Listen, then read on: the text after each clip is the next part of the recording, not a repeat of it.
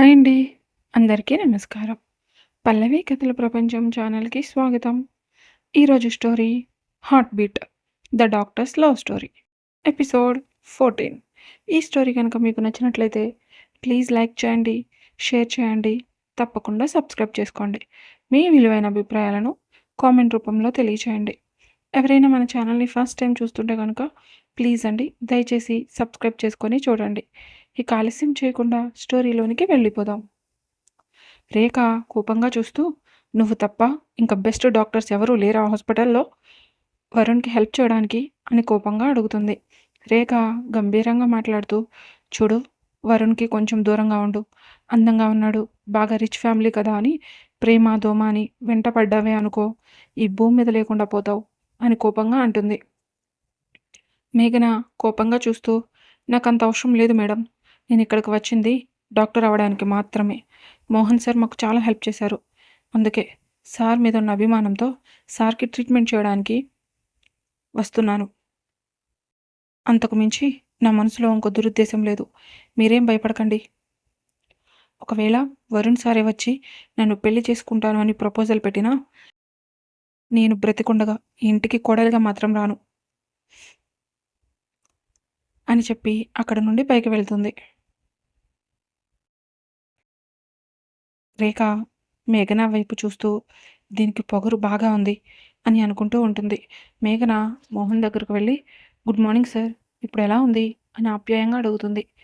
మోహన్ చిన్నగా నవ్వుతూ, "వచ్చావా మేఘన? పొద్దున్నే నీ ఫేస్ చూస్తే నాకు చాలా ప్రశాంతంగా ఉంటుంది" అని అంటారు. మేఘన మోహన్‌ని టెస్ట్ చేసి అన్నీ ఒక బుక్‌లో నోట్ చేస్తుంది. వరుణ్ జాగింగ్ చేసి అలానే మోహన్ రూమ్‌లోనికి వచ్చి, "ఏమైనా ఇంప్రూవ్‌మెంట్ కనిపిస్తుందా?" అని మేఘనని అడుగుతాడు. మేఘన చిన్నగా మాట్లాడుతూ, "ఏమీ లేదు సార్. సేమ్ ముందులానే ఉంది సిట్యుయేషన్" అని అంటుంది. మోహన్ వైపు చూస్తూ, "టాబ్లెట్స్ చేంజ్ చేస్తున్నాను. ఈ రోజు నుండి అవి యూజ్ చెయ్యి. ఒక 4 డేస్ తర్వాత ఏమైనా చేంజ్ వస్తుందో లేదో చూద్దాం" అని చెప్పి మేఘన వైపు చూసి, "నాకు కాఫీ కావాలి. కిందకు వెళ్లి తీసుకురా" అని అంటాడు. ఆ మాట విన్న మోహన్ ఆశ్చర్యంగా చూస్తూ, "వరుణ్, తను డాక్టర్. ఇలాంటి పనులు తనకి చెప్తావేంటి? ఇంట్లో చాలామంది పనివాళ్ళున్నారు. ఎవరో ఒకళ్ళకి చెప్పు, తీసుకువస్తారు" అని అంటాడు. వరుణ్ మేఘన వైపు చూస్తూ, "నీకే చెప్పేది. వెళ్ళి కాఫీ తీసుకురా" అని గంభీరంగా అనడంతో మేఘన కొంచెం మెల్లగా మాట్లాడుతూ, "ఓకే సార్" అని చెప్పి అక్కడ నుండి కిందకు వెళ్తుంది. మోహన్ కోపంగా, "రేయ్! మేఘన చాలా అమాయకురాలు. నీ ఇష్టం వచ్చినట్టు బిహేవ్ చేస్తానంటే చూస్తూ ఊరుకోను" అని అంటారు. వరుణ్ కేర్‌లెస్‌గా, "మీకిష్టం వచ్చినట్లు చేసుకోండి. నాకెలాంటి ప్రాబ్లమ్ లేదు. నాకు సంబంధించిన ప్రతి పని తను మాత్రమే చేయాలి" అని అంటాడు. మోహన్ కోపంగా చూస్తూ, "చూడు వరుణ్, మీ అమ్మ సంగతి నీకు తెలీదు. నువ్వు మేఘన గురించి ఏమాత్రం ఆలోచించినా వాళ్ళు తనకి టార్చర్ చూపిస్తారు. తను చాలా ప్రాబ్లమ్ ఫేస్ చేసి డాక్టర్ చదవాలి అన్న ఒకే ఒక గోల్‌తో ఇక్కడి వరకు వచ్చింది. చాలా భయస్తురాలు. నువ్వు తనని ఇలా ఇబ్బంది పెడితే తను చదువుకోవడం మానేసి ఇక్కడి నుండి వెళ్ళిపోతుంది. నేను ఎందుకు చెప్తున్నానో అర్థం చేసుకో. తను అందరిలాంటి అమ్మాయి కాదు. చాలా స్పెషల్" అని అంటాడు. వరుణ్ చిన్నగా నవ్వుతూ, "నేను అదే కదా చెప్తున్నాను. తను అందరిలాంటి అమ్మాయి కాదు. అందుకే నాకు బాగా నచ్చింది. ఎట్టి పరిస్థితులలో తనని మాత్రం వదులుకోను. నా సంగతి ఆలోచించడం మానేసి ముందు మీ హెల్త్ సంగతి చూసుకోండి" అని అంటాడు. మేఘన కంగారుగా కిందకు వెళ్ళి కిచెన్‌లోనికి వెళ్ళి కాఫీ ప్రిపేర్ చేయడానికి మిల్క్ కోసం వెతుకుతుంది. అక్కడ పనిచేస్తున్న లక్ష్మి ముందుకు వచ్చి, "ఏం కావాలి అమ్మగారు?" అని అడుగుతుంది.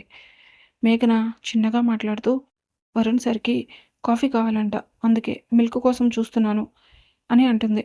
"దానికోసం మీరెందుకమ్మా అంత కష్టపడడం? ఒక్క నిమిషం ఆ పక్కన కూర్చోండి. నేను చేసి ఇచ్చేస్తాను కదా" అని అంటుంది. మేఘన, "పర్లేదు, మిల్క్, కాఫీ పౌడర్ తీసి ఇవ్వండి చాలు. నేను చేస్తాను" అని అనడంతో లక్ష్మి మేఘనకి కావాల్సిన ఐటెమ్స్ అన్నీ తీసి తన ముందు పెడుతుంది. మేఘన 2 నిమిషాల్లో కాఫీ తయారు చేసి ట్రేలో పెట్టుకొని మెల్లగా నడుచుకుంటూ పైకి వెళ్తుంది. శారద గారు మేఘనని చూసి అనుమానంగా, "కిచెన్‌లో నీకేం పని?" అని అడుగుతారు. మేఘన కొంచెం కంగారుగా, "మేడం, అది వరుణ్ సార్‌కి కాఫీ కావాలి అని అడిగారు. అందుకే ఇక్కడికి వచ్చాను" అని మెల్లగా అంటుంది. శారద గారు కోపంగా చూస్తూ, డాక్టర్ డ్యూటీ మానేసి ఇంట్లో వంట మనిషిగా చేరావా అని ఎటకారంగా అడుగుతారు. మేఘన కొంచెం కంగారుగా, ఈ విషయం నన్ను అడగడం కంటే వరుణ్ సార్ని అడగండి మేడం, మీకు క్లియర్గా ఎక్స్ప్లెయిన్ చేస్తారు అని చెప్పి అక్కడ నుండి పైకి వెళ్తుంది. శారద గారు కోపంగా చూస్తూ ఉంటే ఇది నెత్తినెక్కేలాగా ఉంది, అతి త్వరలో దీన్ని ఇంట్లోకి రాకుండా చేయాలి అని అనుకుంటూ వెళ్ళి సోఫాలో కూర్చుంటుంది. రేఖా గారు అక్కడికి వచ్చి శారద గారిని చూసి, ఏమైందమ్మా, పొద్దున్నే అలా ఉన్నావేంటి అని అనుమానంగా అడుగుతారు. శారదా గారు చిరాకుగా చూస్తూ, పొద్దున్నే మన ఇంటికి వస్తుంది కదా ఒక శనిగ్రహం, దానివల్ల ఇలా ఉన్నాను.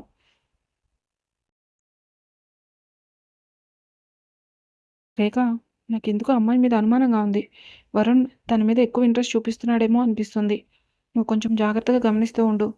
ఈ టైంలో వరుణ్ మన చెయ్యి దాటిపోతే జీవితంలో ఈ ఆస్తి మన చేతిలోకి రాదు. మీ మామ పోతూ పోతూ ఆస్తి మొత్తం తీసుకువెళ్ళి వరుణ్ పేరు మీద రాసి తెచ్చాడు. ఇప్పుడు వరుణ్ కానీ మనకు అడ్డం తిరిగితే మనమేమీ చేయలేం. కొంచెం జాగ్రత్తగా ఉండు అని అంటారు. ఒక కారు వచ్చి గుమ్మం ముందు ఆగడంతో రేఖ ఆనందంగా ఎదురు వెళ్ళి గుమ్మం దగ్గర నుంచొని చూస్తూ ఉంటుంది. కారులో నుండి ఒక 22 ఇయర్స్ అమ్మాయి లంగావోణి వేసుకొని తన జుట్టుని చక్కగా అల్లుకొని కళ్ళకి కాటుక పెట్టుకొని మెల్లగా కారు దిగి నడుచుకుంటూ గుమ్మం దగ్గరికి వచ్చి అక్కడ రేఖని చూసి, అత్త, బాగున్నావా అని అడుగుతుంది. రేఖ ఆ అమ్మాయిని గట్టిగా హగ్ చేసుకొని, ఎలా ఉన్నావు నందిని అని ఆనందంగా అడుగుతుంది. నందిని ఆ ఇంటిని చూసి ఆశ్చర్యంగా, అత్తా, మీ ఇల్లు చాలా పెద్దగా ఉంది అని అంటుంది. రేఖ గారు నందినిని తీసుకొని లోపలికి వస్తూ, మీ ఇల్లు కాదు నందిని, మన ఇల్లు అనాలి అని నందినిని సోఫాలో కూర్చోపెట్టి, లక్ష్మి కాఫీ తీసుకురా అని గట్టిగా అరుస్తుంది. లక్ష్మి చిరాకుగా, తెల్లారిందంటే చాలు ఈ తల్లి కూతుళ్ళు బాధ తట్టుకోలేకపోతున్నాం అని అనుకుంటూ కాఫీ కలిపి హాల్లోనికి తీసుకువెళ్తుంది. శారదా గారు మనవరాల వైపు చూస్తూ ఆనందంగా, ఎలా ఉన్నావు తల్లి అని అడుగుతారు. నందిని ఆ ఇంటినంతా ఆశ్చర్యంగా చూస్తూ, చాలా బాగున్నాను నానమ్మ, అన్నట్టు మర్చిపోయాను, మీకు ఇవ్వమని నాన్న ఈ మొక్కజొన్న కంకిలు ఇచ్చాడు అని వాటిని తీసి శారద గారికి ఇస్తుంది. రేఖా గారు కాఫీ నందినికి ఇస్తూ, కాఫీ తాగి వెళ్ళి ఫ్రెష్ అయ్యిరా, నీకు నచ్చిన టిఫిన్ ప్రిపేర్ చేయిస్తాను అని నవ్వుతూ అంటారు. నందిని ఆ కాఫీ కప్ పక్కన పెట్టి ఫ్రెష్ అవ్వడానికి రూమ్లోనికి వెళ్తుంది. మేఘన కాఫీ కప్ తీసుకొని పైకి వెళ్ళి వరుణ్ ముందు నుంచొని, సార్, కాఫీ అని మెల్లగా అంటుంది.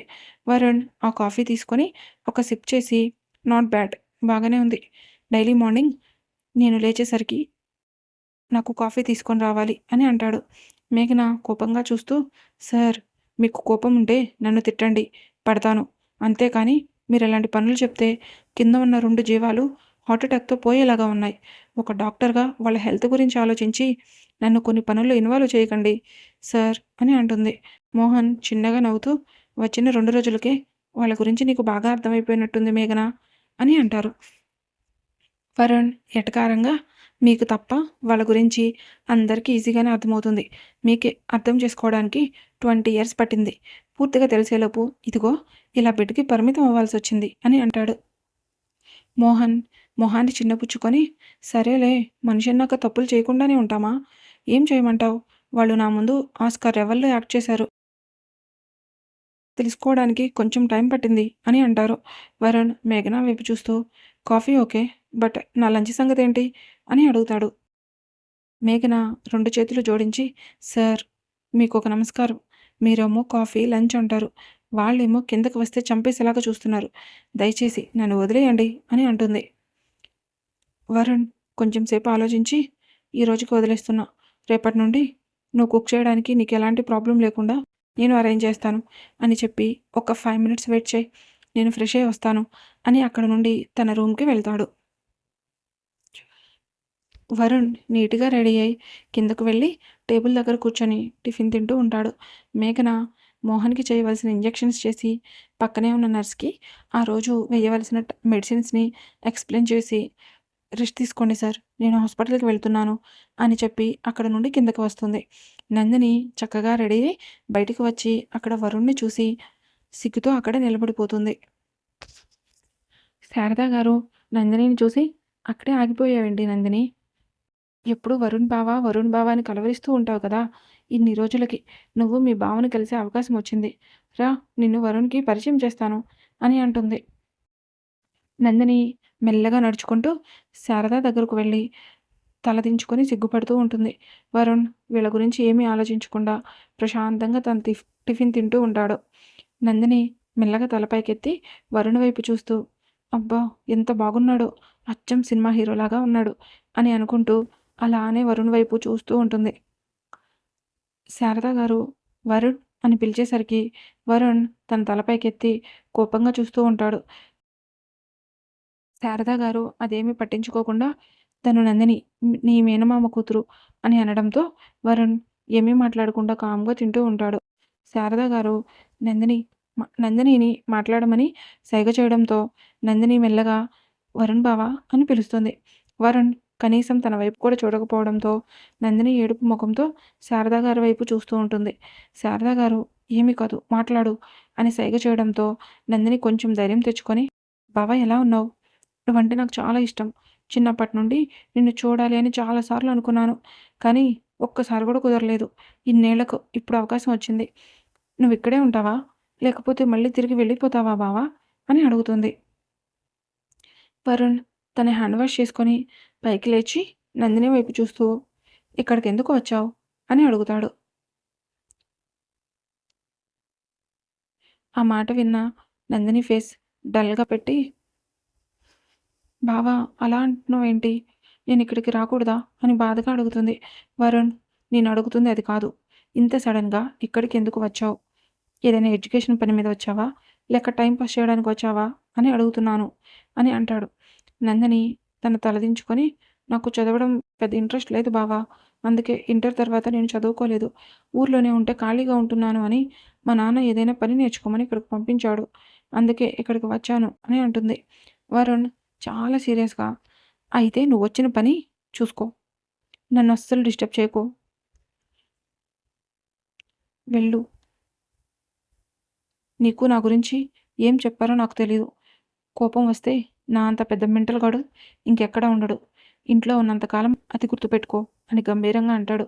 మేఘన మెల్లగా నడుచుకుంటూ కిందకి రావడంతో వరుణ్ మేఘన వైపు చూస్తూ స్టార్ట్ అవుదామా అని అడుగుతాడు. మేఘన తన తలని నిలువుగా ఊపి వెళ్దాం సార్ అని అనడంతో వరుణ్ అక్కడి నుండి బయటికి వెళ్ళి తన కారులో కూర్చుంటాడు.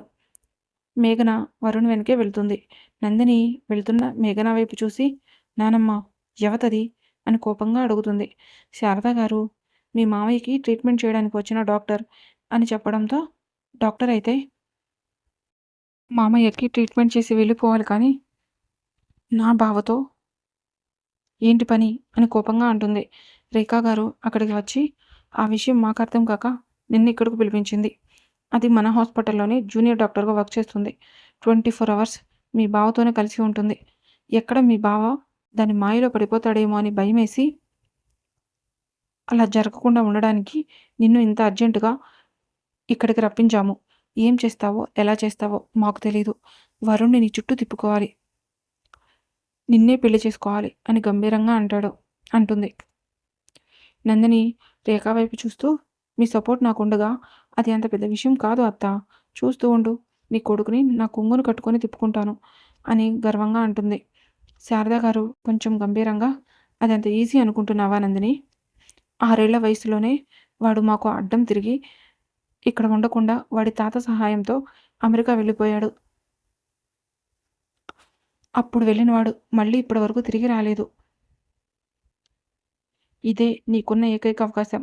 వరుణ్ తిరిగి వెళ్ళేలోపు నువ్వు వరుణ్‌ని ఎట్టి పరిస్థితుల్లో పెళ్లి చేసుకోవాలి అని గంభీరంగా అంటారు. నందిని చైర్‌లో కూర్చొని ప్లేట్ తీసుకొని టిఫిన్ వడ్డించుకుంటూ నేను మీ మనవరాలిని నానమ్మ. మీరు కొంచెం సపోర్ట్ చేస్తే చాలు. బావని ఖచ్చితంగా నా దారిలోకి తెచ్చుకుంటాను. ఇంటికి మహారాణినవుతాను అని గర్వంగా అంటుంది.